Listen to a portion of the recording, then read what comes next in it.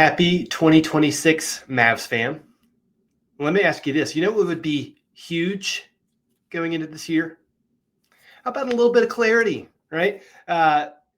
Waking up January 1, there are just so many questions, so many different, I guess what you could call priorities heading into this new year.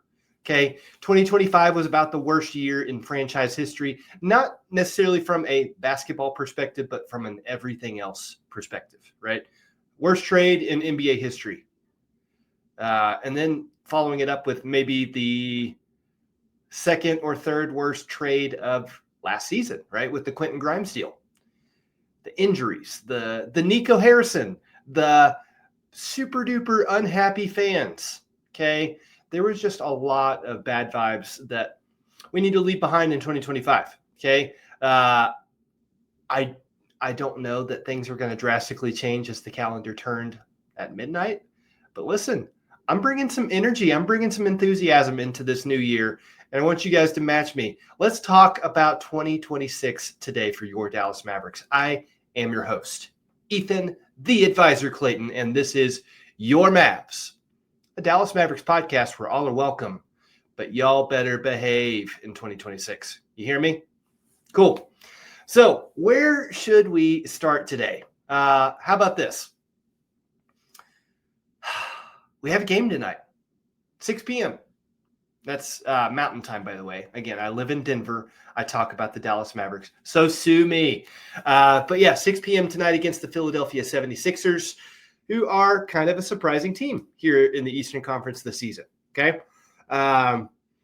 VJ Edgecombe has been a rookie sensation, right? Like when he started off the season so hot, they were like all the analysts were talking about, okay, there's your rookie of the year. Cooper Flagg sucks. How about that? That narrative disappeared pretty quickly because Cooper Flagg's stock started to rise very quickly and extremely, right? And in the meantime, just as to be expected, a rookie's going to hit a rookie wall. That's what happened with VJ Edgecombe. Now he's starting to turn that corner again. And I don't know if you saw that game-winning three that he hit the other night. It's pretty sweet. VJ Edgecombe can ball, right? But that's not even close to the best player on their team, right? We've got Tyrese Maxey, who looks like a superstar, right? Not looks like, is a superstar, okay? He's out there getting efficient buckets. He's hitting from all levels of the floor, right? Three. He's got the nice midi that I don't think I've seen him miss. I've watched maybe 2 or 3 full Sixers games this season. I'm not sure that I've seen Maxey miss a mid range. He drives to the hoop without any fear whatsoever. And you know, if the defense collapses on him, he has great vision, and he is so smart with the basketball, takes extremely good care of it. They've got some good shooters that he can dish out to, right? Quentin Grimes, Joel Embiid. Like this is kind of an interesting and fun team that the Mavericks are going to be matched up with for their first game of the year. Okay, and as always, I'm going to throw some bold predictions at you. I think I did okay. I didn't necessarily track everything and keep a percentage of like how my picks are hitting here. By the way, guys, let me just be very clear. I am not a gambler, right? And I do not offer gambling advice, okay? I feel like sometimes I feel like sometimes I'm not going to say I'm a prophet. I feel like sometimes I have a good understanding of where things are going, and the advisor don't miss. Anyway, please do not take anything that I say as gambling advice. I don't mess with that stuff. Anywho, let's talk some bold predictions real quick, and then we're going to talk like broad scale, big picture. What should we be looking for in 2026? So let's dive in. Bold predictions tonight. Anthony Davis is playing. Okay. Cooper Flagg is coming off of an offensive stinker, right? That he had the other day. I don't expect many performances like that from Cooper Flagg, right? And again, bringing back the rookie of the year race narrative, okay? I think Cooper Flagg takes that stuff very, very personally. Like coming into the league, that was one of the first things they said. He said in an interview, like, "What is your big goal?" He's like, "I'm going after rookie of the year." Like straight up, he sounded so laser focused on that. Like, there's no hesitation. There's no, doubt in his mind that that's what's going to happen. And whenever he gets a stage to really outshine another rookie, he takes it, and he takes it with a big grin on his face because he's a maniac. He's a demon. Okay. So all this to say, yeah, I think the Dallas Mavericks are going to win tonight. First game of the season, or first game of the new year. It's happening. All right. Let's talk final score predictions, and then we'll talk individual performances. Okay. So the Sixers are hot. They're a solid offensive team. The Mavericks have been playing much better since November 28th, but we're not quite as hot as we were 2 weeks ago, right? Where we were shooting about 45% from the three-point line. We were hitting from the field at 53%. That's tapered down a bit, right? Maybe, I work in finance, so we're going to call that a market correction, right? We were overperforming. Now we're coming back down to beta, if you will. So that's okay. We need to lose games, right? Especially as this next little stretch of games, we are playing a lot of our Western Conference rivals in the tankathon, if you will. Okay, like the Jazz, the Blazers, the Kings. Who else? The Pelicans. We're going to be playing those guys quite a bit here over the next few weeks. So we have an opportunity to really gain momentum in the tankathon. Go win the lottery. Maybe not win the lottery, but get in the lottery, right? I've said it before. Even with Anthony Davis off the floor, with as talented of a roster as we have, it's going to be really hard to like truly tank. It's going to be really hard to make up the ground that we've already lost against teams like the Pelicans, who, by the way, are pickless, right? I don't even know what to say about them right now. But when we went on that little hot streak, we kind of started hurting our odds to get in the lottery. So yeah, we're back in that conversation. But again, Anthony Davis is coming back tonight. There's so much chit chat about the, his trade market. Right? I think he's got a lot to play for more than one reason, right? He wants to prove to Dallas Mavericks fans that, hey, when I'm here, we're a competitive team. We can beat just about anybody in the NBA. And I don't think that really anybody would argue with me when I say that. Okay. Then you've got all the potential suitors for Anthony Davis, right? Which, I'm only going to focus on Atlanta for today. That's where all the smoke is rising from. But like, if you're Anthony Davis and your name is in the middle of all these trade conversations, like, I think you want to prove not just to everyone else, like maybe you ignore all that noise, but maybe you want to prove to yourself that you are that guy. And I think we're going to see a lot of that tonight, coming off of a 2-game stint of sitting out. I believe it was a groin injury. Who knows what it is? Who knows what it's going to be next? But listen, I think we're going to come out firing on all cylinders. I think we're going to score. Okay, I was going to say between 125 and 130, which feels aggressive, but guys, I'm going to land the plane. We're going to score 126, and we're going to beat the 76ers by 8 points, okay? So 126 to 118 is what I see happening in a Dallas Mavericks win tonight, okay? No ifs, ands, or buts about it. We win this game. As far as individual performances, okay, one thing that I have my eyes on, the big matchup. I don't know that they're actually going to be guarding each other. They play different positions, but the big rookie highlight marquee matchup, right? Cooper Flagg versus VJ Edgecombe. I think both of those guys are really going to show out tonight. Cooper is going to outperform as he likes to do. Okay, I think he puts up another 30-point night. Definitely a double-double. He's going to always be in that territory of flirting with a triple-double. He has yet to get one, as far as I know. I could be wrong about that. Let me know in the comment section if I'm wrong about that. I don't think he's gotten the triple-double. But I don't think he gets it tonight, but he gets really, really close. And VJ, I think there's going to be a fun stretch of the game where they're just trading buckets. Like, no, I'm better. No, I'm better. No, I'm going to win Rookie of the Year. No, me, right? Which, by the way, I'm wearing my Cooper Flagg jersey shirt today. I'm just feeling so confident about our rookie. I'm so excited about what we're going to see from him in 2026, if you can't tell. But yeah, Mavericks win 126 to 118. Cooper Flagg outduels VJ Edgecombe. I'm not going to say that VJ is going to be Philly's top scorer, because obviously that's going to be Tyrese Maxey, right? Like, he might even drop 40 on our heads tonight. I don't care. He is going to be who he is, and we don't have good point of attack defending.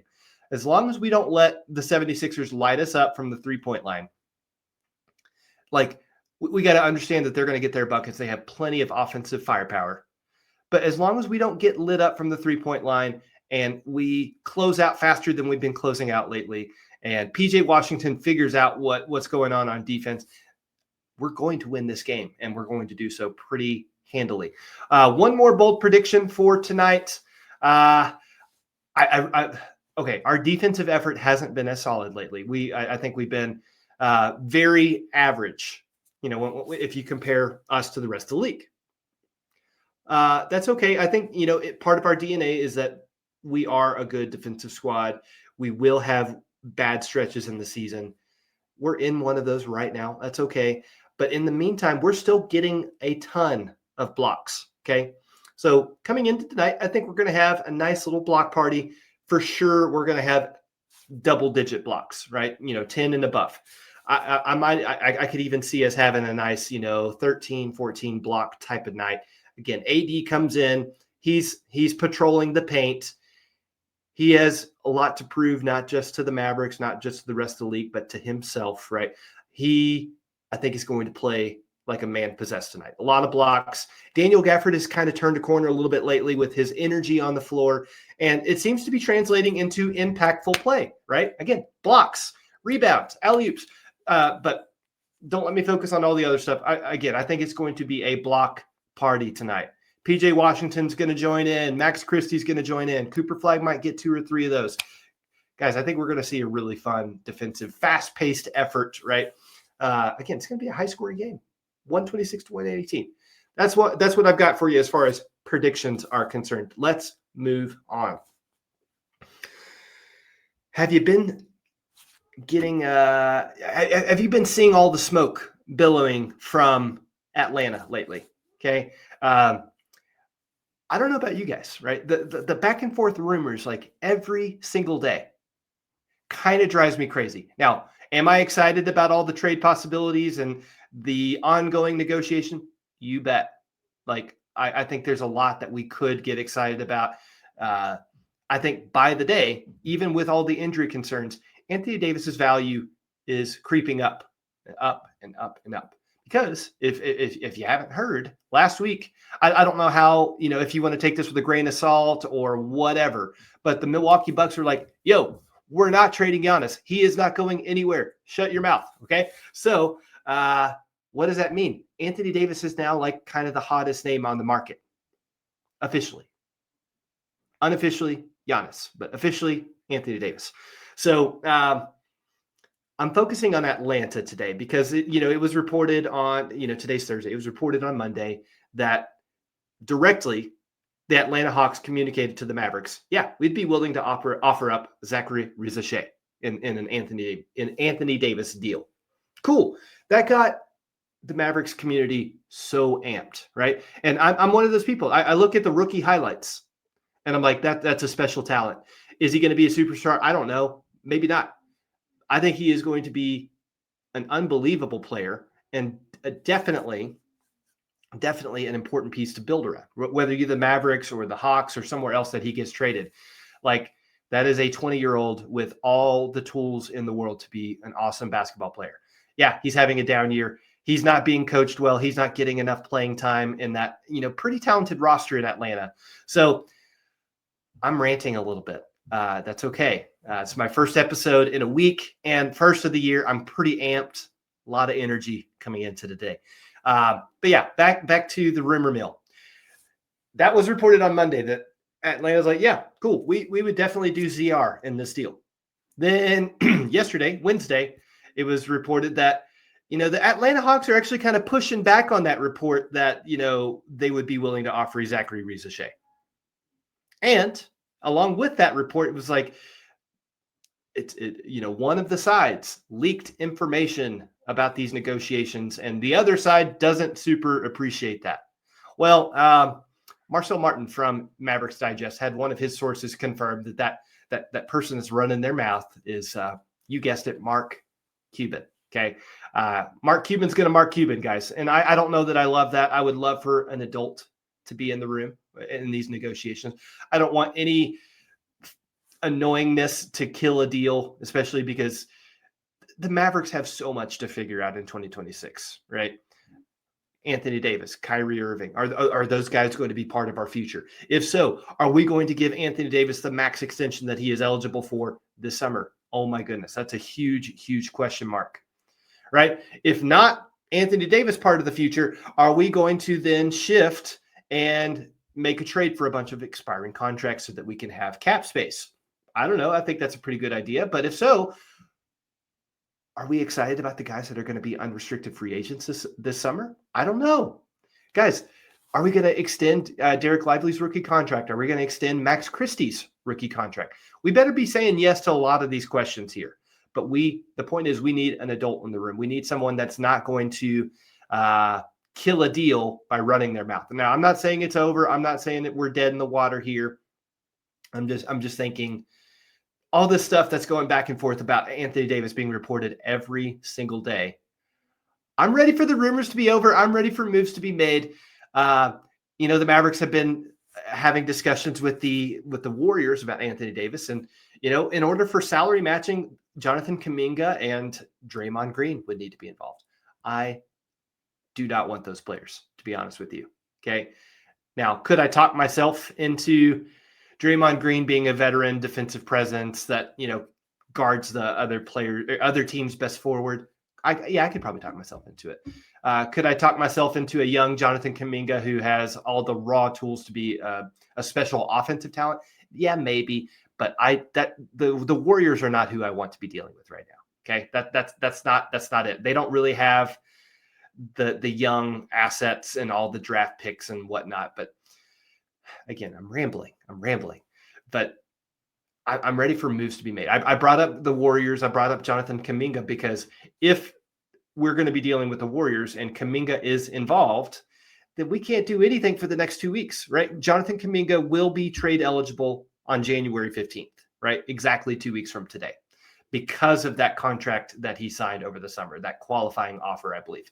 So, hey, I don't want to wait 2 weeks, right? I don't want to, especially if the reason we're waiting 2 weeks is because lucky us, we get Jonathan Kuminga and Draymond Green. That's not what I'm about right now as we're heading into this really hot trade season. But another big date for us to keep in mind, January 5th. My understanding is that is the first day that we will be available to, or be eligible to flip Ryan Nembhard's contract from 2A to standard. However, we have to create roster space in order to do that. We have to create cap space in order to do that. Okay. So another reason why I want an adult in the room, I want someone with clarity. I want someone that is going to command those negotiations and set this franchise back on a winning trajectory. So here's the big word for the year, that I'm going to put out there for the Dallas Mavericks organization. Here we go. Momentum. We had momentum going into 2025, right? We were fresh off a finals appearance, right? Yeah, we had some shaky injury stuff at the start of the season, but going into that Christmas Day game last year, we were hot. Then we lost our number one player. Then he never played for the Dallas Mavericks ever again. And then everything has fallen off the tracks since then. Okay. Now, moves have been made to start the healing process, right? A big thing, right? Nico Harrison, see ya, bye. Is that enough? No, it's not enough to heal the community. It is not enough to get people back on the train. Okay. I think the next big step is going to be the Anthony Davis trade, whether we do that by the deadline or whether we do it over the summer. Okay. All that to say, guys, we need to get the GM situation settled sooner rather than later, in my opinion. I don't want to wait till the spring because that's after the trade deadline. I don't want to wait till the summer because who knows what happens to value between now and then, right? If another injury, I don't want to be a naysayer here. The big thing that I'm looking for in 2026 is momentum, right? In order to have momentum to back to winning ways, you have to have clarity, right? You don't want to just be going in a direction and hoping for the best. You want to say, this is what we're doing and nothing is getting in our way. We have clarity on who we are and who we want to be and who we are building around. And that is Cooper freaking Flagg. Okay, guys, we're at the 20-minute marker. I had a lot of fun thinking about what we could talk about for 2026 and maybe only talked about 2 or 3 of them. Okay. This is going to be an ever evolving thing. Some things coming in 2026 for the show. Okay. That I'm excited about. Soon I'm going to start using some special graphics, right? Share screen to show box score, right? There will be episodes where I'm able to share the NBA trade machine and we'll talk some actual trades. Okay. I don't know how that stuff works yet, but I've got a great mentor that's going to help me start unpacking all these tools, and we're gonna have fun with it. And yesterday I printed off a really big calendar and I wrote in all of the Mavericks games for the rest of this season. I've started to tally up what I think our record will be, not January, February, March, and April. So that's what some of the content's going to be about. Like, here's what we have ahead of us in January. Here's what I think is going to happen. So there's going to be some new things, some new segments that we add to the show, and I'm so stoked. And I want to record for you 150 times at a minimum this year. Let's freaking do this, Mavs fam. I really appreciate y'all. Y'all be good. Happy New Year.